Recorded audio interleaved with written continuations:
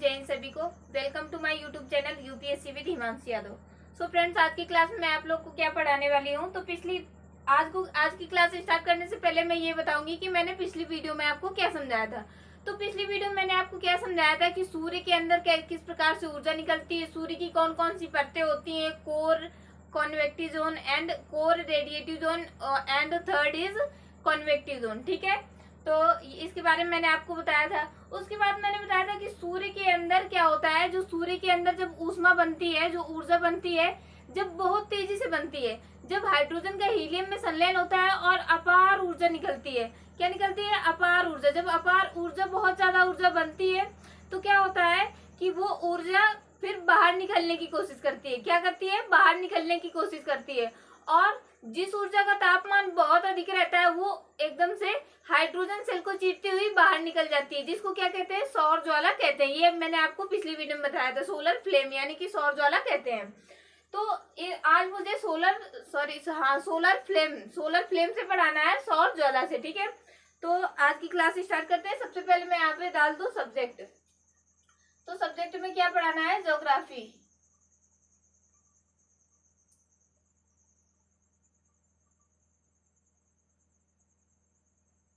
Geography को पढ़ाते हो गया कम से कम 6-7 दिन। इसको अब रोक के कुछ दिन के लिए बायो स्टार्ट करूंगी, फिर उसके बाद कुछ दिन के लिए हिस्ट्री। ऐसे चलेगा। ठीक है, क्योंकि एक लोग होके मुझे पढ़ना भी रहता है, पढ़ाना भी रहता है, इतना नहीं हो पाता फिर। तो मैंने आप लोग को क्या बताया था, देखो, जैसे आप मान लो मैंने कहा था, ऐसे आपको बताया था कि ये क्या है? एक सूर्य है। ठीक है, ये गोला सा एक सूर्य है और हम लोग क्या करते हैं, इसका मैंने आपको समझाने के लिए आधा टुकड़ा, एक आधा टुकड़ा नहीं, इसका चौथाई हिस्सा निकाल लिया। ठीक है, ये इरेज कर दिया। आपको समझाने के लिए क्या किया, इसका चौथाई हिस्सा निकाल लिया। अब इसके अंदर का ये जो भाग था, ये जो पार्ट था, इसका क्या कहलाता है? ये कोर कहलाता है। उसके बाद ये जो आता है रीजन, ये क्या है? तो ये है रेडिएटिव जोन। क्या है? Radiative zone. ठीक है, उसके बाद ये कौन सा था? तो ये था कॉन्वेक्टिव जोन। अब कोई बच्चा मुझे क्या ये बता सकता है कि कॉन्वेक्टिव जोन में क्या पाया जाता है, या फिर हाइड्रोजन के जो सेल होते हैं वो कहाँ पे पाए जाते हैं? अब इतना कोई गधा नहीं हो सकता इतना तो बता ही लेगा कि जो हाइड्रोजन के सेल होते हैं वो कहाँ पाए जाते हैं? कॉन्वेक्टिव जोन में। और मैंने इसको अच्छे से समझा दिया था। देखो, हाइड्रोजन के सेल से जो टॉपिक क्वेश्चन आया था, जो हाइड्रोजन के सेल वाला टॉपिक है, उससे यूपीएससी में क्वेश्चन पूछा जा सकता है। क्वेश्चन क्या पूछा था? क्वेश्चन उसमें पूछा था कि जो हाइड्रोजन के सेल होते हैं कहाँ पर? सूर्य की परत कॉन्वेक्टिव जोन में जो हाइड्रोजन के सेल होते हैं उनका आकार किस ओर बढ़ता है? तो सूर्य के अंदर की ओर, यानी कि कोर साइड। ये क्या है? कोर है।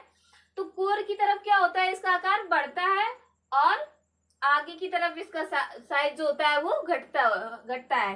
तो हाइड्रोजन के जो सेल होते हैं उनका जो आकार होता है वो अंदर की ओर क्या होता है? बढ़ता है और बाहर की ओर घटता है। ठीक है, ये बात आप लोग याद रखना। अगर यूपीएससी ने यहाँ से क्वेश्चन पूछा है तो बहुत ही इंपॉर्टेंट टॉपिक होगा। ठीक है,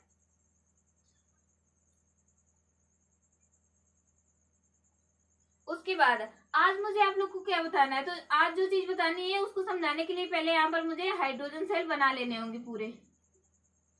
आप लोग जहां पे भी पढ़ रहे हो अपनी कॉपी निकालो और आप भी बनाओ। ठीक है,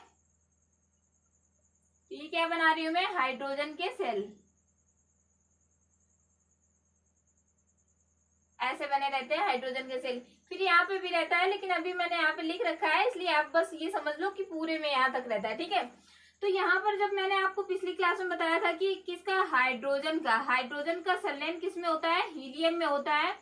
तो बहुत अधिक मात्रा में क्या होती है? ऊर्जा बनती है। बहुत अधिक मात्रा में ऊष्मा यहाँ से निकलती है, ऊर्जा जो होती है वो निकलती है यहाँ से। यहाँ पर जब हाइड्रोजन का हीलियम में संलयन होता है तो अपार ऊर्जा बनती है। क्या होती है? बहुत ज्यादा ऊर्जा बनती है। और जब वो ऊर्जा बहुत ही ज्यादा हो जाती है तो क्या करती है? ऐसे हाइड्रोजन के सेल को चीरती हुई बाहर निकल जाती है। क्या करती है ये? तो हाइड्रोजन के सेल को चीरती हुई क्या करती है? ये बाहर निकल जाती है। ठीक है, ये लाइन मैंने इसलिए ड्रॉ कर रखी है क्योंकि ऊपर इसकी लाइट आ रही है। अगर मैं ऊपर समझा दूंगी तो आप लोग को इस पे आपको अच्छे से दिखाई नहीं देगा। ठीक है, इसलिए मैंने ये लाइन ड्रॉ कर रखी है कि ये इसकी लिमिट है। अगर इसके ऊपर जाएगा तो आप लोग के दिमाग के ऊपर चला जाएगा, अगर इसके नीचे रहेगा तो आपके दिमाग के अंदर जाएगा। ठीक है, क्यों? क्योंकि ऊपर दिखाई नहीं दे रहा लाइट की वजह से। तो तो यहाँ पे जो इसकी ऊर्जा थी वो निकली तेजी से, कब? जब हाइड्रोजन का हीलियम में संलयन हुआ और ऊर्जा बनी, फिर ये ऊर्जा बाहर निकली। तो इसी ऊर्जा को क्या कहते हैं? सौर ज्वाला कहते हैं। अब देखो, ऐसा तो नहीं होता होगा कि केवल दिन में केवल एक बार ऊर्जा निकली, ऐसा बिल्कुल नहीं होता होगा। सूर्य में ये जो क्रम है ये चलता ही रहता है, ऊर्जा बनती है, निकलती है, बनती है, निकलती है, ठीक है। तो ये जो सौर ज्वाला निकलती है, इसमें से जिस सौर ज्वाला का जो तापमान होता है वो अगर 6000 डिग्री सेल्सियस हुआ तो क्या करती है? ग्रहों में प्रवेश कर जाती है, सौर मंडल में वो प्रवेश कर जाती है, सूर्य के केंद्र से निकल कर कहाँ पहुंच जाती है? सौर मंडल में, और वो ग्रहों के पास पहुंच जाती है। कहाँ पर? ग्रहों के पास पहुंच जाती है। और जिस सौर ज्वाला का तापमान 6000 डिग्री सेल्सियस से कम हुआ, यानी जिस सौर ज्वाला का तापमान कितना हुआ? 4000 डिग्री सेल्सियस हुआ, वो क्या करती है? तो जिस सौर ज्वाला का तापमान 4000 डिग्री सेल्सियस हुआ, उसको सूर्य गुरुत्वाकर्षण के कारण अपनी ओर खींच लेता है। देखो, ये जो सौर ज्वाला थी जिसका तापमान 6000 डिग्री सेल्सियस होगा, वो क्या करती है? यहाँ से एकदम निकल के जाती है और क्या करती है? वायुमंडल में एकदम छुट्टा सांड की तरह घूमती है। लेकिन जिसका 4000 डिग्री सेल्सियस जिसका तापमान कितना था? 4000 डिग्री सेल्सियस था, यानी कि इससे कम था, उसको सूर्य क्या करता है? उसको सूर्य नहीं जाने देता है, उसको सूर्य फिर से वापस खींच लेता है, ठीक है। सूर्य कहता है कि भाई तुम कहाँ चले, एक तो निकल गए लेकिन तुमको नहीं जाने देंगे, ठीक है। और निकल तो वो भी जाता है, लेकिन वो क्यों नहीं निकल पाई? क्योंकि उसका तापमान कम था, इस वजह से सूर्य गुरुत्वाकर्षण के कारण उसे अपनी ओर खींच लेता है। तो देखो, ये तो निकल गई, ठीक है। जब निकली ये इसको क्या कहते हैं? सौर ज्वाला है, सोलर फ्लेम, यानी कि सौर ज्वाला। जब ये सौर ज्वाला निकलती है तो ये कहां पर प्रवेश कर जाती है? सौर मंडल में। अब यहाँ पर क्या है? तो ग्रह है, जैसे मान लो ये ग्रह हो गए, चक्कर लगा रहे हैं, ठीक है। मान लो ये ग्रह हो गए, तो जैसे अगर आपने मान लिया सपोज दैट ये क्या है? पृथ्वी है, ये हमारी अर्थ है, यानी कि पृथ्वी है। अब ये जो सौर ज्वाला थी ये जा रही थी, ठीक है, इसको किसी से कोई मतलब नहीं था, ये जा रही थी, लेकिन पृथ्वी के गुरुत्वाकर्षण के कारण पृथ्वी इसको अपनी ओर बुलाने लगी कि भाई आओ, इधर भी आओ। तो सौर ज्वाला पृथ्वी की ओर जाने लगी, लेकिन पृथ्वी के अंदर कौन नहीं जाने दिया सौर ज्वाला को? वायुमंडल जाने से रोक दिया। तो जैसे ही यहाँ पर पृथ्वी की ओर आएगी कौन? सौर ज्वाला। जैसे ही पृथ्वी की ओर आएगी तो पृथ्वी के ऊपर क्या है? वायुमंडल है, और पृथ्वी का वायुमंडल इसको पृथ्वी के अंदर प्रवेश करने से रोक देता है, और ये छिचल कर वापस निकल जाती है। छिचल कर क्या होती है? निकल जाती है ऐसे। तो देखो, जब सौर ज्वाला ऐसे छिचल कर निकल जाती है, इसका मतलब इसको कौन निकालता है? छिछलाकर। नहीं तो अगर वायुमंडल नहीं रहता तो ये पृथ्वी के अंदर चली जाती, तो कौन बचाता है हमें? वायुमंडल। इसीलिए कहते हैं देखो, वायुमंडल बहुत ज्यादा इंपॉर्टेंट है, वायुमंडल की सुरक्षा करना बहुत ही ज्यादा इंपॉर्टेंट है। अब इसी से आप लोग आइडिया लगा सकते हो कि जो लोग पढ़े होंगे, ये सारी चीजें पढ़े होंगे, वो लोग प्रोटेक्ट करते हैं पेड़ पौधों का, या फिर लगाते भी हैं पौधे। लेकिन जिन लोग को नहीं पता है तो नहीं पता है, कोई मतलब नहीं है उनका। तो ये है कि हाँ, भगवान की मर्जी है तो जी रहे हैं, नहीं मर्जी होगी उस दिन मर जाएंगे, वो भी ठीक है। देखो, आपकी अवधारणा है, ठीक है, एक प्रकृति है, आप मानते हो भगवान है, और मैं ये नहीं कह रही कि मैं नहीं मानती कि भगवान है या नहीं है, लेकिन एक अपनी हर चीज की लिमिट होती है। अगर ओजोन परत है, देखो उसमें छेद भी हो चुका है, अगर हम वायुमंडल की सुरक्षा नहीं करेंगे या फिर ऐसे कोई काम करेंगे जिससे वायुमंडल को हमारे नुकसान पहुंचे, तो वायुमंडल क्या हो जाएगा? खराब हो जाएगा। जैसे ओजोन परत में छेद हो चुका है तो उससे पराबैंगनी किरणें आ जाती है अंदर, जिससे लोगों को क्या हो जाता है? बहुत सारी बीमारियां हो जाती हैं, कैंसर हो जाता है, ठीक है।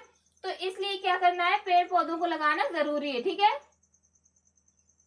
नए पेड़ पौधे लगाना भी जरूरी है, और ऐसा नहीं कि पेड़ पौधे केवल लगाना जरूरी है, जो पेड़ पौधे हैं पुराने उनको काटने से बचाना है।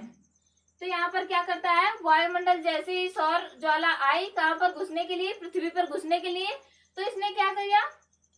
जो वायुमंडल था पृथ्वी का, उसने इसे छिछला के नीचे फेंक दिया।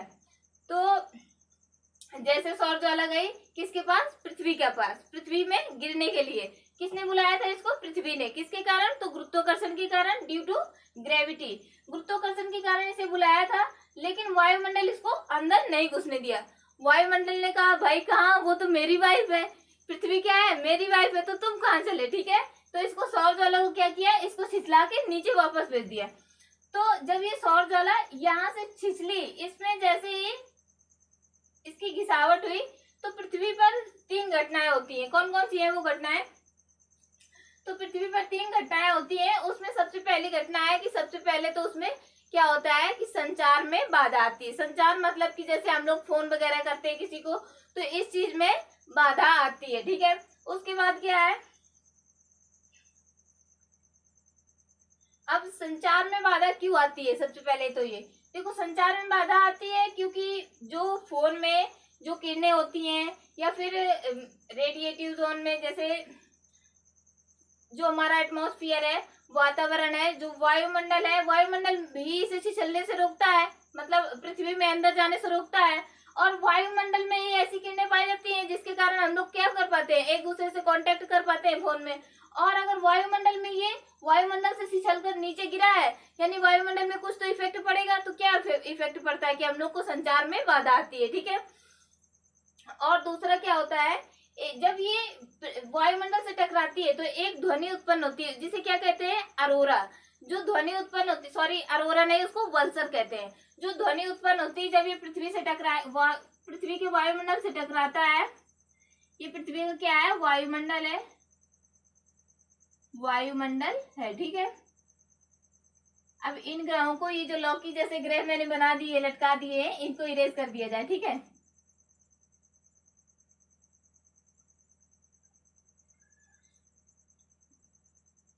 तो ये जब सौर ज्वाला वायुमंडल से टकराई, तो वायुमंडल में यानी पृथ्वी पे क्या क्या घटनाएं हुई? तो पहला तो संचार में बाधा आई, यानी कि फोन वगैरह करने में बाधा आती है। उसके बाद क्या होता है कि मैं भी क्या बताने जा रही थी, दिमाग से हट गया। पहला तो फोन यानी कि संचार में बाधा आती है। दूसरा देखो, ये बता रही थी कि सौर ज्वाला जब वायुमंडल से टकराती है तो एक ध्वनि उत्पन्न होती है, जिसे क्या कहते हैं, वल्सर। जब ये टकराती है तो जो ध्वनि उत्पन्न होती है उसे क्या बोलते हैं, ध्वनि। जो साउंड आती है उसे क्या बोलते हैं, वल्सर। इसको हिंदी इंग्लिश दोनों में ही क्या बोलते हैं, वल्सर बोलते हैं, ठीक है।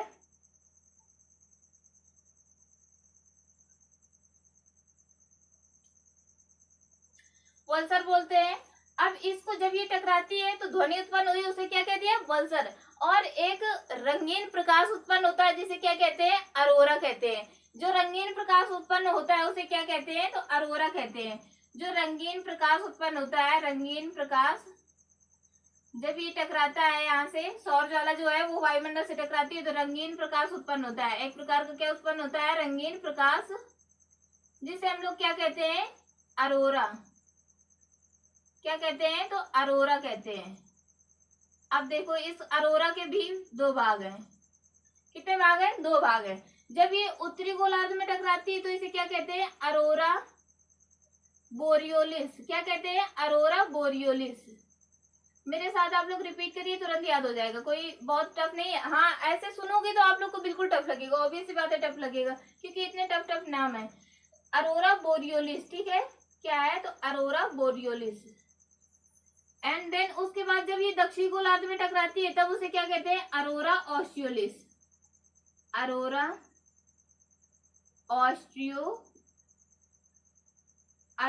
ऑस्ट्रियोलिस।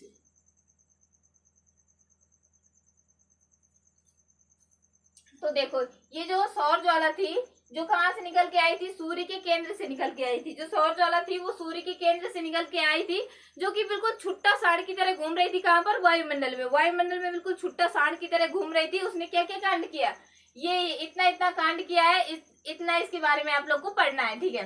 तो ये जो सौर ज्वाला गई थी जिसका तापमान 6000 डिग्री सेल्सियस था, उसके बारे में तो हम लोगों ने पढ़ लिया, ये क्या करती है जाके। लेकिन मैंने एक चीज और बताई थी कि एक और सौर ज्वाला होती है जिसका तापमान 6000 डिग्री सेल्सियस से कम होता है, 4000 डिग्री सेल्सियस होता है। उसको सूर्य अपनी ओर खींच लेता है। तो उससे क्या क्या घटनाएं होती है जब सूर्य अपनी ओर खींचता है, उसके बारे में मुझे आपको पढ़ाना है। तो एक बार में मैं इसको आपको पूरा रिवाइज करा दे रही हूँ। देखो, जो सूर्य का केंद्र है यानी कोर, उसमें हाइड्रोजन का हीलियम में संलयन होता है। हाइड्रोजन 75% होती है एंड हीलियम इज 24% एंड 1% में अदर गैसेज होती है। ठीक है, उसके बाद जब हाइड्रोजन का हीलियम में संलयन होता है तो यहाँ पर क्या होती है, अपार ऊर्जा बनती है और ये ऊर्जा तेजी से निकलती है और कहाँ से होकर जाती है, तो हाइड्रोजन सेल के बीच से, हाइड्रोजन सेल को चीरती हुई निकल जाती है। ठीक है, हाइड्रोजन सेल के, अगर क्वेश्चन आए कि हाइड्रोजन सेल के बीच में क्या एक भी जगह नहीं पाई जाती है, तो ये बिल्कुल गलत है। हाइड्रोजन सेल के बीच में जगह पाई जाती है। ठीक है, उसी जगह को ये हाइड्रोजन सेल को चीरती हुई क्या करती है, सौर ज्वाला बाहर निकल जाती है। और अगर इस सौर ज्वाला का तापमान 6000 डिग्री सेल्सियस हुआ तो ये हमारे किस में पहुंच जाती है, सौर मंडल में पहुंच जाती है। और सौर मंडल में जब जाती है तो ये क्या करती है, छुट्टा साड़ की तरह घूमती है। इसमें कोई इसके पास रिस्ट्रिक्शन नहीं, कोई इसके मम्मी पापा रोकते नहीं कि तुम किसको जलाओगी, क्या करोगी, कोई मतलब नहीं। जिसके पास मन आएगा उसके पास गिर जाएंगे, उसको भस्म कर देंगे। इसका क्या काम है, सौर ज्वाला का। तो सौर ज्वाला जैसे ही जाती है तो पृथ्वी देखती है इसको, तो पृथ्वी सोचती है कि अच्छा सौर ज्वाला, इसको बुलाया जाए अपने यहाँ।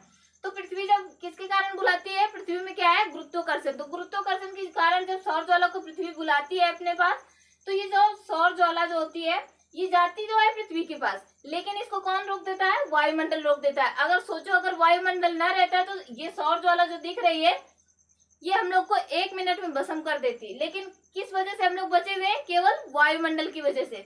तो वायुमंडल इसको अंदर नहीं जाने देता है और क्या करता है, ये इसको छिछला के नीचे की ओर फेंक देता है।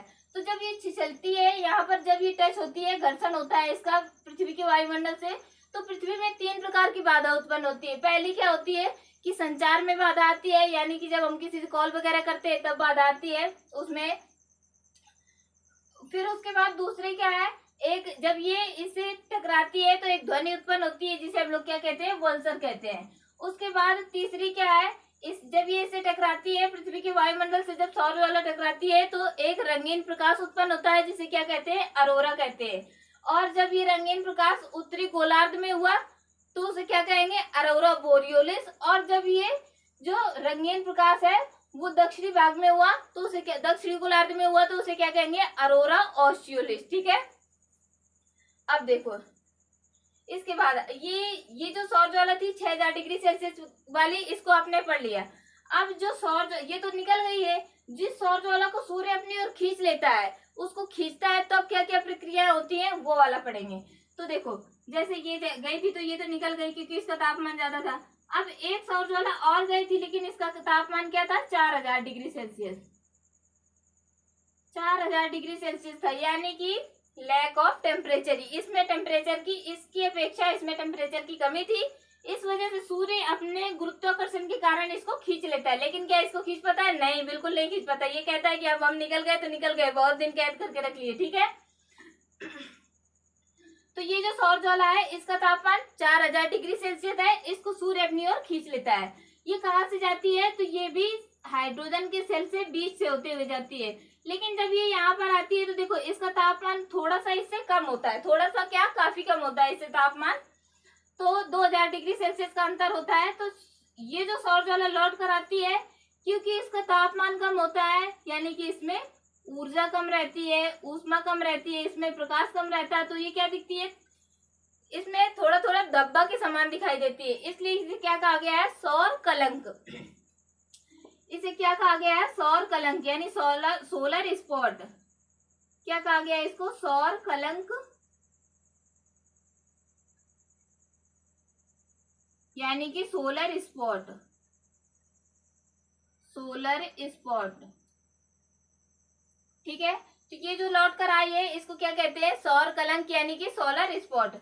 अब ये भी बहुत खतरनाक है, सौर ज्वाला जैसी थी ना, तो ये लौट तो आई है तब भाई, अब इसके ऊपर तो इसका, ये तो अब इसका बॉस है, ये बुला रहा था, इसको आना पड़ेगा क्योंकि इसमें पावर कम है, उसमें पावर ज्यादा थी तो वो निकल गई थी। ये आ तो गई है लेकिन ये भी बहुत बहानेबाज है, अभी इधर घूमेगी, फिर इधर घूमेगी, फिर कहीं इधर जाएगी। ठीक है, तो ये जो सौर कलंक है वो कितने से, 0 डिग्री सेल्सियस से, कितने, 0 डिग्री सेल्सियस विषुवत रेखा से, 0 डिग्री सेल्सियस कहाँ से, विषुवत से, ये जाता है 40 डिग्री अक्षांश तक। कहाँ तक जाता है? 40 डिग्री अक्षांश तक घूमता है। ये कितना? 40 डिग्री अक्षांश। हो सकता है आपको यहाँ पे दिखाई ना दे रहा हो, अब मजबूरी है, लिखना ही पड़ेगा, नहीं तो फिर सारा ही रेस करना पड़ेगा। तो यहाँ पे 40 डिग्री सेल्सियस, सॉरी 40 डिग्री जो अक्षांश है वहां तक जाता है। ये कौन? सौर कलंग। जो सौर कलंग है कहाँ तक जाती है? 40 डिग्री अक्षांश तक। 40 डिग्री अक्षांश तक जाती है। इसको यहाँ तक जाने में कितना टाइम लग जाता है? तो कितना टाइम लगता है? 5.5 साल। 5.5 साल। और जब यहाँ से लौट कर आती है तब भी इसको कितना टाइम लगता है? 5.5 साल फिर भी लगता है। तो ये कितना हो गया? 5.5 मिला के कितना हो गया? 11 वर्ष। ठीक है, कितना हो गया?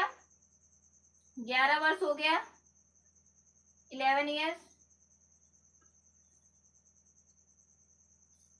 तो ये जो 11 ईयर्स का समय है, ये जो सौर कलंक 0 डिग्री से कहां से 40 डिग्री अक्षांश तक गई और वहां से फिर लौट कर आई, तो इसको क्या कहते हैं? सौर कलंक चक्र कहते हैं। क्या कह देते हैं? सौर कलंक चक्र कह देते हैं। तो 0 डिग्री सेल्सियस से 40 डिग्री तक गई, उसके बाद लौट कर आई, तो कितना समय लगा इसको? पूरा एक चक्कर लगाने में, वहां तक जाने में 5.5 साल, नीचे तक आने में 5.5 साल, यानी कितना हो गया टोटल? 11 साल।